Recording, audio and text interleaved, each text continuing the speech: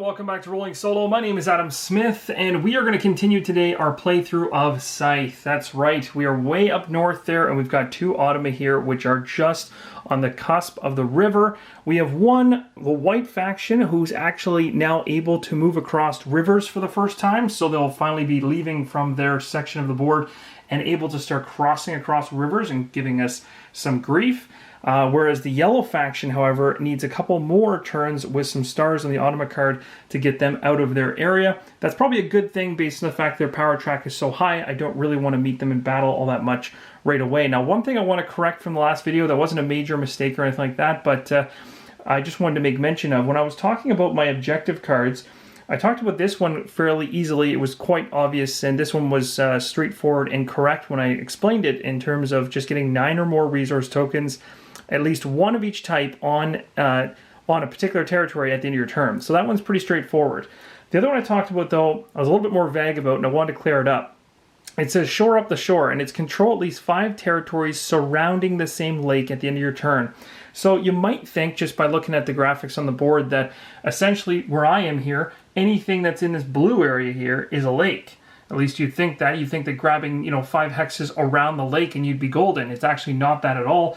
There's an icon specifically for a lake. So when it's saying control 5 territories around a lake, it literally means this is the lake and you have to control 5 of the 6 territories surrounding that lake in order to get that objective. So you can see how much harder that is.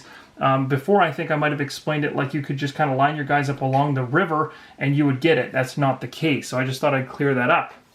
So with that being said, we can now move into the very first turn of this particular video, which is going to be myself. So what I've decided to do on my turn is I'm going to go ahead actually and do a produce action.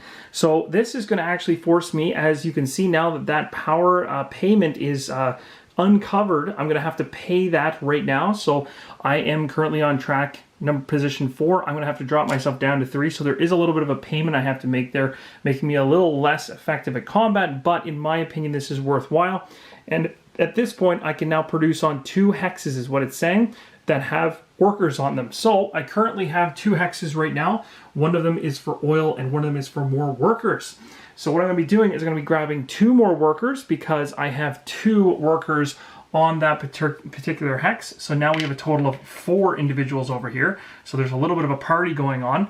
And then on the opposite side of things, we're going to grab 2 oil drums, and they're going to be produced over here in the north. So we've got 2 oil resources. And the reason I'm doing this is I'm trying to position myself to be able to actually go ahead and later on come back to this movement, which I know I'm going to do a lot of, and be able to go move and then be able to pay oil later on to upgrade again and hopefully make my mechs even cheaper to get out on the board, because as you can see, we already have to contend with the fact the white faction has a mech, and it is kind of a little bit of a race to the factory. So we don't have to go for the factory, but the factory can provide a card for us that is then beneficial. It basically gives us another action, so it'll lay right beside your player mat, basically, and give you another action you can do, and it's usually a very powerful one. If the Automas happen to get to the factory first, they basically take a card off the top and keep it face down by them, and all they're really doing is just lowering the chances, or not necessarily lowering the chances, but removing an opportunity or a potential option from the pile. So it's kind of more of an annoyance than anything else, because they could take away something that's really good. So there is still kind of that idea that if you get to the factory first, you've got 4 cards to go through. Worst case, I'm going to go in, there's going to be 2 left over if they both happen to grab a card. So we'll continue on with the rest of my action here. So I did the top portion here, which produced on both those spots. We'll now move to the bottom portion, which said I could enlist, which would be enlisting going after one of these things if I happen to have 3 food, which I don't, and I would have gained some coins. That would have been nice, but that's not going to happen. So that is going to wrap up my turn. Time to find out what the yellow faction is going to do to us. So let's go ahead and flip the card. I'm kind of scared here, although at least they're landlocked currently, so that's good. We got ourselves another movement of a worker. And actually this is kind of to our advantage because they're still landlocked and they have a worker on every possible territory that they basically can have a worker on, besides potentially at some point maybe actually deploying one on their home base, but that's not what this top one is for. This is a movement of a worker, and they can't do that, so they don't get to do the top row, which is fantastic. But what they do get to do, which is a little painful, is they get to bolster again. So what they continue to do is power up, and now this individual is up to 13 on the power track, and once they hit 16, a star will be coming from this mat. It's one of the ways that the Automa can actually score stars. They don't only just gain stars from going through this track and hitting the stars here, they can also gain stars in a couple other ways, which I'll talk about kind of as we hit them, because I think it'll make more sense. But obviously one of them right here I have to be concerned about is the fact they're likely going to hit 16 before I can do anything about it. Unless, of course, this Automa over here, for some strange reason, gets in a fight with them early enough to maybe drop that down a little bit. I don't know how that's going to happen. I don't know if it's going to happen, so it's not looking too good. But as of right now, that's really going to wrap up this entire Automa card, because there's nothing to be enlist. There's no enlist bonus that's going to be happening for me. And on the final, we got the star, so we are going to increase, so they are getting closer to being able to get off of their territory and get out into the wild and cause us some grief. But that is going to sum up the yellow faction's turn. All right, it's time to reveal the card for the white faction. And what do we have here? We've got... Wow, that's a lot of stuff. That's not good. This is the faction we don't want to have this much action going on. So right off the top, that's actually the symbol for the faction that drew the card, sadly. As you can see in the top left-hand corner there, the faction mat. So that does match, and because it matches, we have to go ahead with that action. We skip these other two. They won't happen. So we're going to be taking this action right here, and that action is the encounter factory action. So basically, the character is going to be going after encounter tokens or the factory, depending on a number of things. So the first thing is to select the Automa character. So the white faction's Automa character is right here. Next, we're determining what valid hexes they'll be going after. It's going to be anything in the neighborhood of any Automa unit.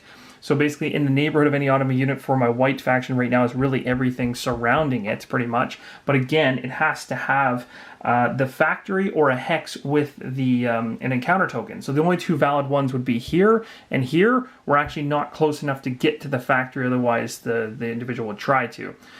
So in this case, this encounter token and this encounter token are the only two that are valid. So at this point in time, we now know what hexes are valid. We now pick up our character off the map because we know it's going to be moving or doing its wonderful teleportation technology to get itself across the map. And we have to now determine the destination hex. So which of those two should it go to? It has to be a valid hex. There can't be any enemy units there. And there can't be no Automa mechs there. There isn't, so we're okay there. The first, when we have a tie between two different particular locations, is a tiebreaker, is whichever one is closest to the factory. And as of right now, this encounter token is 1, 2, 3 from the factory, and this one is 1, 2, 3, 4. So it is going to be this one right here that it would be hit. Now the other crazy thing is, if there happened to be a tie still, then it would be reading order, as we've done before, left to right down the board, which means this one would have been targeted anyway, technically. So regardless, in either case, the tiebreaker happened to land on this one. So this encounter token, we know as soon as the character lands there, they don't encounter the token like we would by drawing a card and doing an encounter, which you'll see hopefully if I can ever get to this one or this one near me. But they just get rid of them, which basically is bad news for me.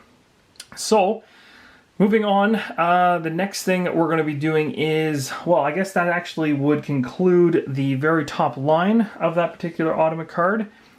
So the second portion of the card here has the Automa gaining two things, a worker and a mech.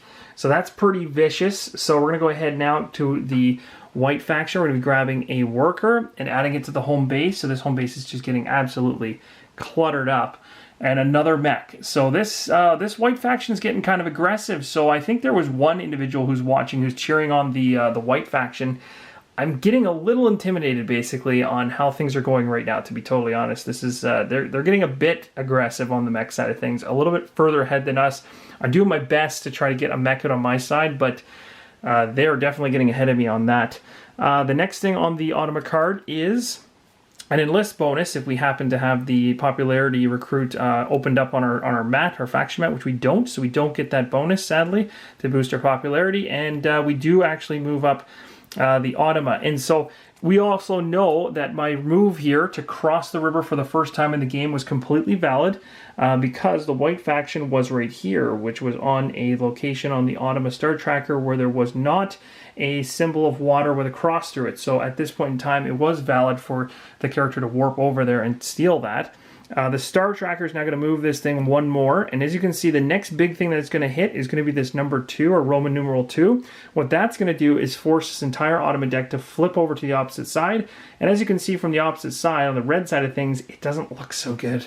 It makes things a lot tougher, and of course, depending on the difficulty of your star tracker card, which I chose normal, if you chose easy, that's delayed. If you choose harder levels, that becomes a lot sooner in the game. So it's kind of the fun part about the game is you can scale it, so you can really try to become a much more efficient Scythe player by playing against the Automa. It really does help you that way. So it's really cool that it scales and you're not just going to fight the faction doing the exact same thing all the time, just based on the randomization of the deck. It's also going to change the difficulty, throw a bunch of curveballs at you. So, with all that said, that is going to end the first round. So we've gone through my turn, the yellow faction, and the white faction. The white faction is clearly in the lead, in my opinion, based on how things are going, but we can't forget about the fact the yellow faction has run up to 13, so I'm thinking I'm falling behind here is what I feel like. But we're going to move on to the next round and see if I can do any better. All right, now it's my turn, so let's go ahead and do my action. So I'm going to be going ahead and moving my large action marker over to the move, and that's going to allow me to move 3 different units, 1 space each, because remember I upgraded that way back, so that's really nice now. That used to be covered. I only used to get 2 movements across 2 units, or what should say 1 position for each unit. Now I get 3 different units at 1 movement each, so that's really cool. What I'm going to do with that is I'm going to take both of these units and bring my resources with me to this location here. So now we're going to be in the closer to the steel, and the reason I want to be there is because I plan to make steel as cheap as 2 going forward, so I can start building mechs. And I also have these resources with me. I do have 1 more movement. I'm going to move my character out. I want to get my character in position to get to one of these 2 encounter tokens because I don't like the fact this character is out there and looming around stealing these things. It's not good.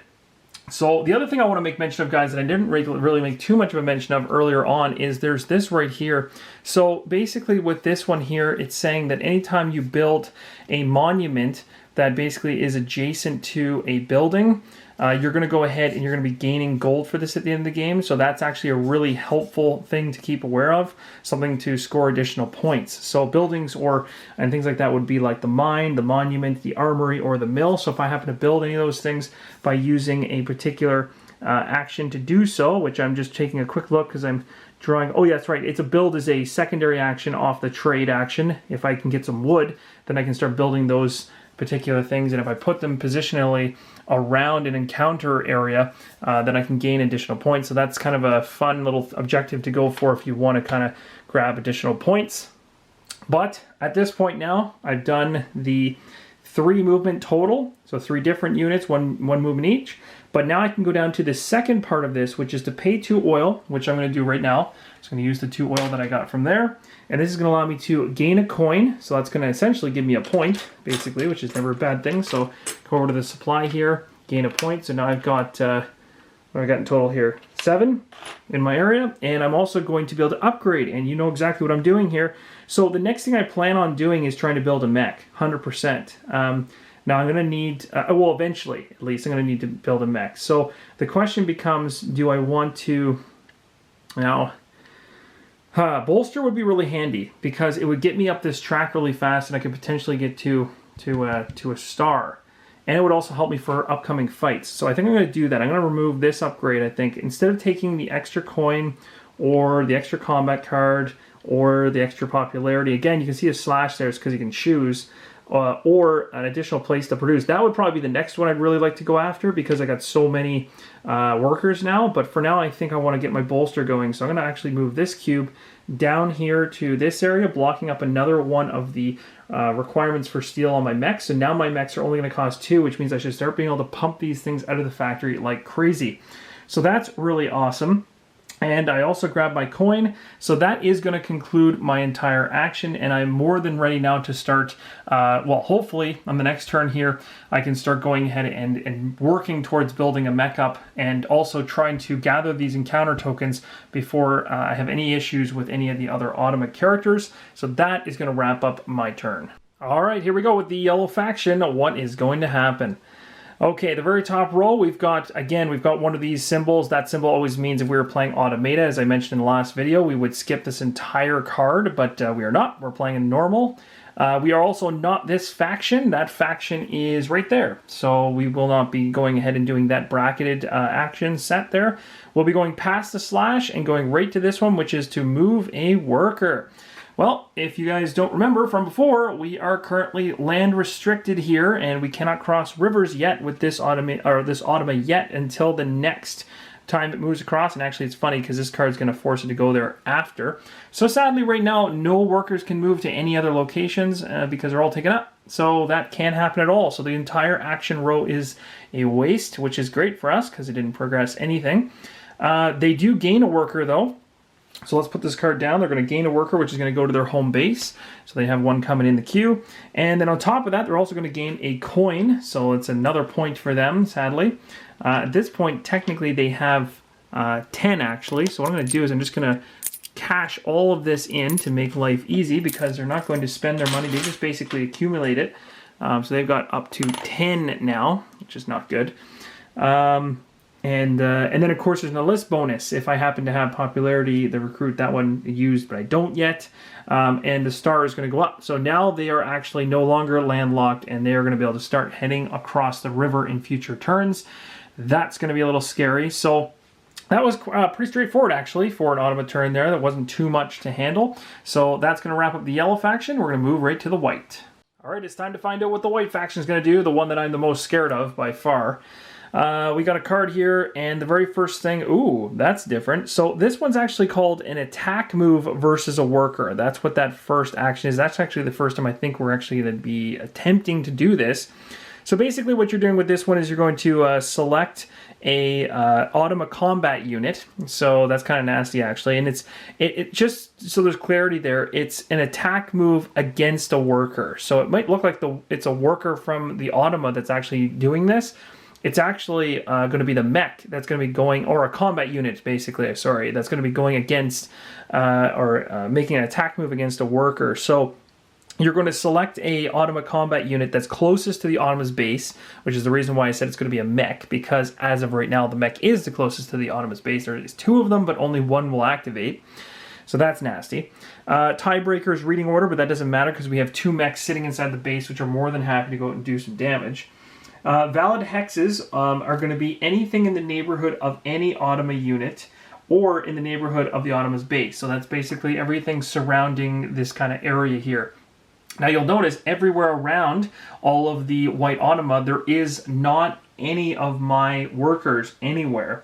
So when we're trying to actually choose the destination hex, which is valid, there isn't one that contains an enemy worker, and there isn't one that has no enemy combat unit.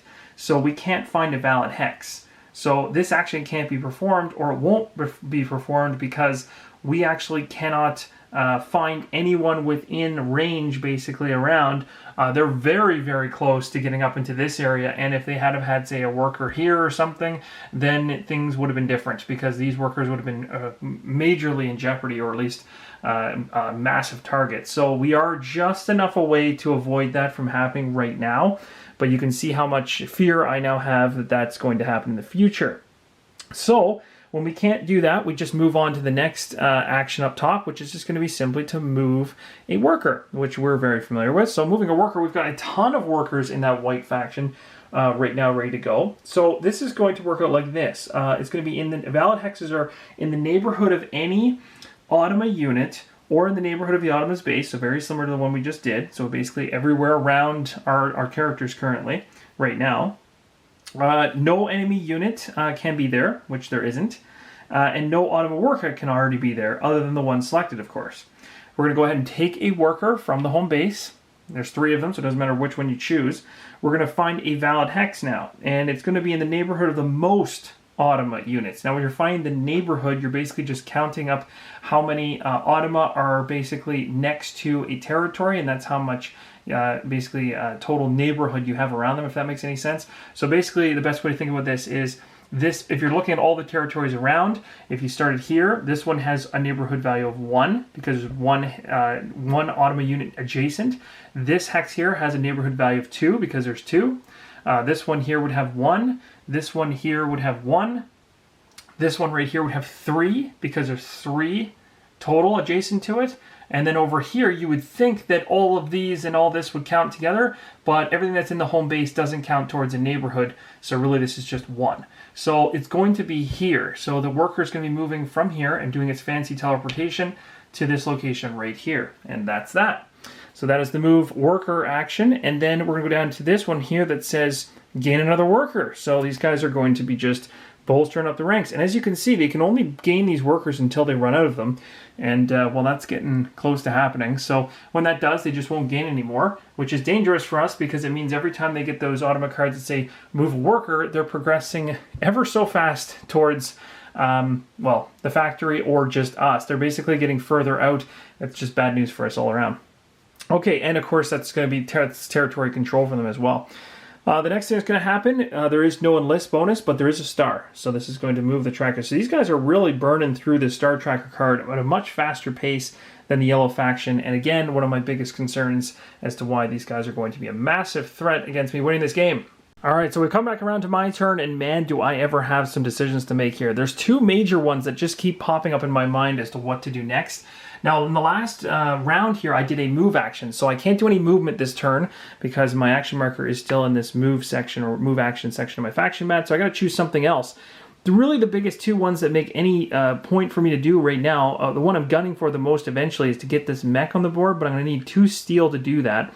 In order to get that steel, I'm going to have to either go ahead and do a trade action to purchase it and to get the steel by actually paying a coin, which I could do, but then I couldn't actually go ahead and build it until the next turn anyway, so it's going to take 2 turns just to get there. So I can either go ahead with this idea by doing just a trade action for paying a coin. A coin will lose me technically a point at the end of the game, but the only plus side is that if I go ahead with this one instead and I do a produce action, I'm going to have to pay the cost of the popularity as well as on the power track, one of each, which I'm already very, very low on. So this would go from 3 to 2, and my popularity, which is already in the dumps, would go down to 1. And then I would gain these 2 meeples on the board, but I at least would for sure also gain the 2 steel. But I'd have 6 workers out there, which would be pretty crazy. That would be pretty handy. It definitely would help with the whole idea of at some point maybe being able to control 5 territories around here. But I mean, with the white faction being right in the mix, that could be dangerous. I might want to try to do it here. Obviously, whenever I get my mech out, which is going to be 2 turns away, it's definitely going to be produced here.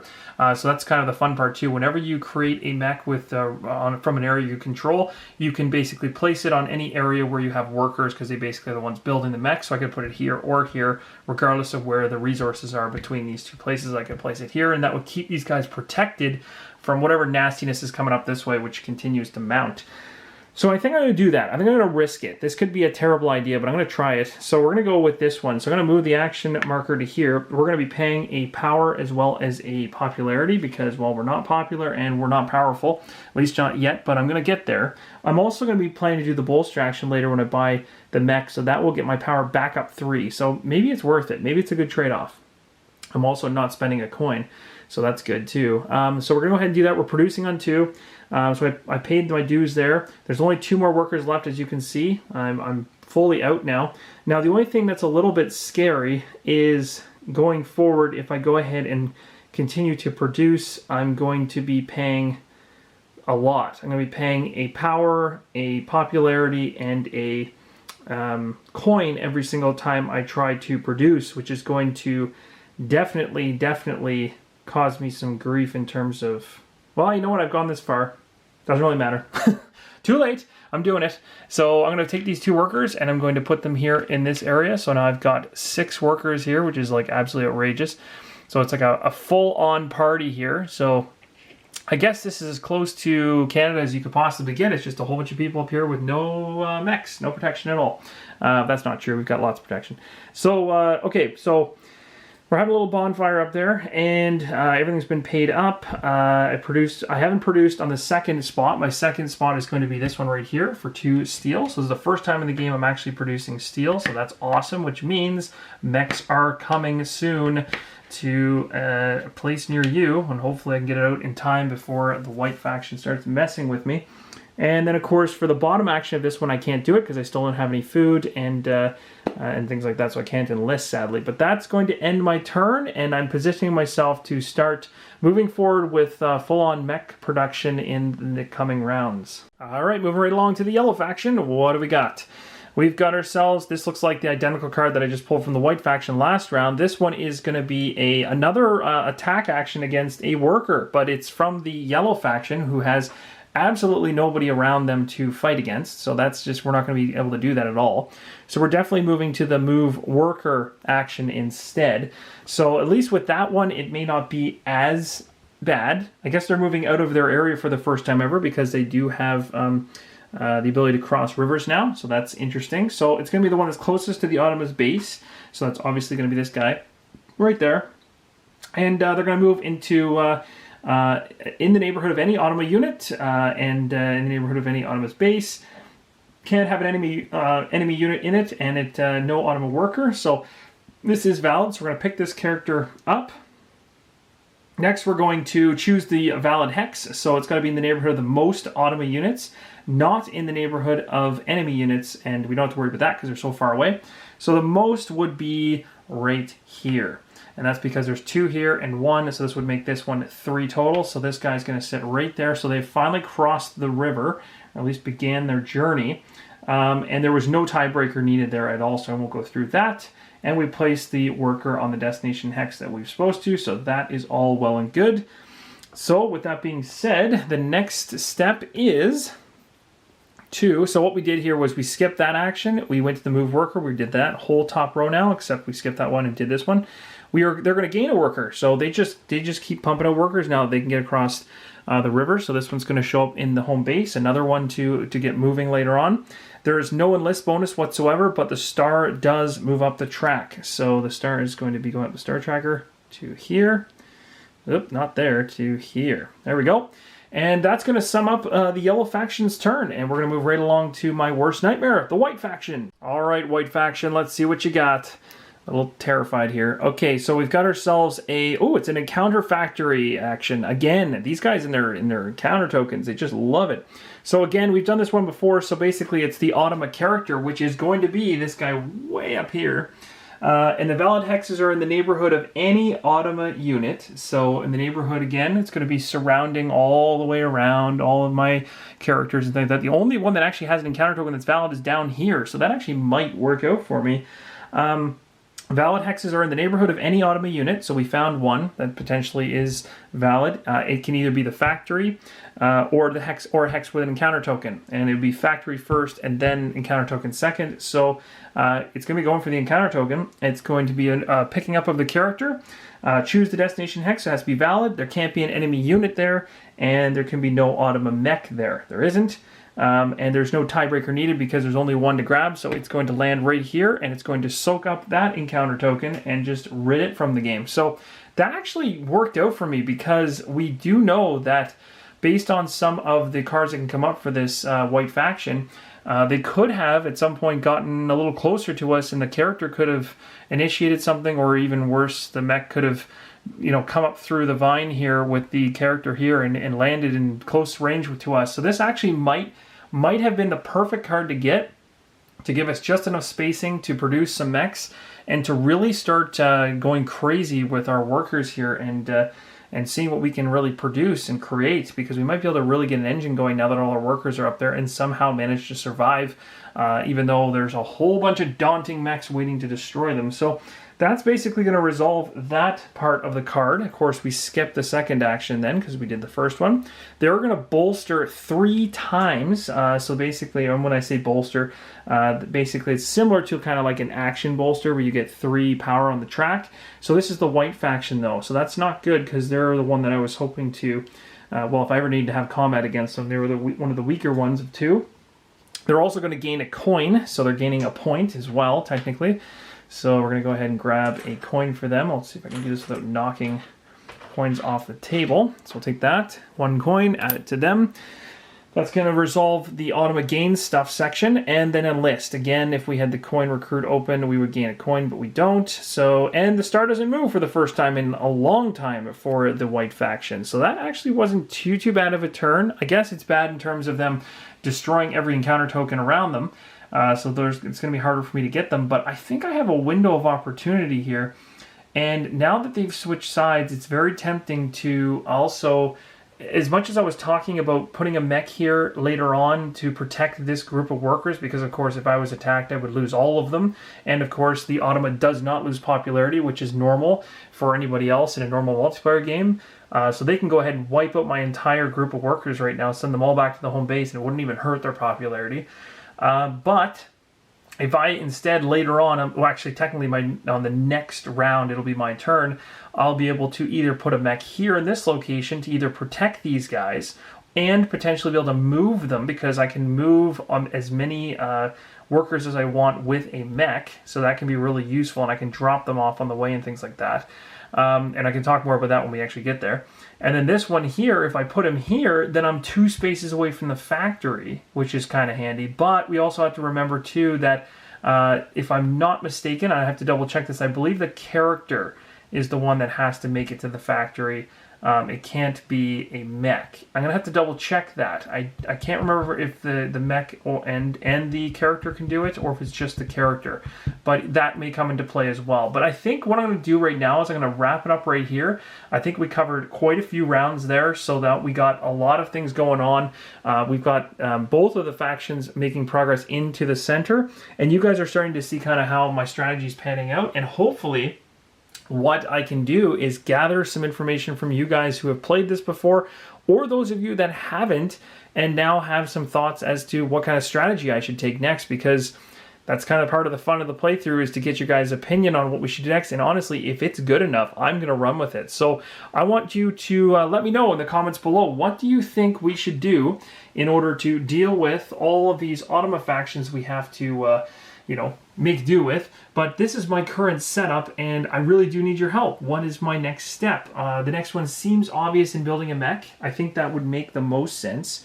When we go ahead and do that, we'll be able to pay a coin, which we have 7 of, so we're okay there. We'll bolster 3, which will get our power up to 5, which is good. Getting up there. And then we'll be able to pay 2 steel from our reserve with our workers right here. Not a reserve, but where our resources are sitting. And we'll be able to gain a mech. When we gain a mech, for those of you that are familiar, there's actually abilities underneath of these. Well, this one here, for instance, will give us +1 hex per movement. So what that'll allow us to do basically is whenever I go ahead and take a movement in the future, I can then move my units even faster. So I could have my character move 2 spaces on his turn or something. So I could really race to try to get to the factory to be the first one to have a really good chance at pulling some really cool cards from the factory. This one here says before combat, if you pay 1 power, the opponent gets -2. So this is going to help me in big time battles. Seaworthy's a really good one as well, because it allows us to move to and from lakes and retreat onto adjacent lakes.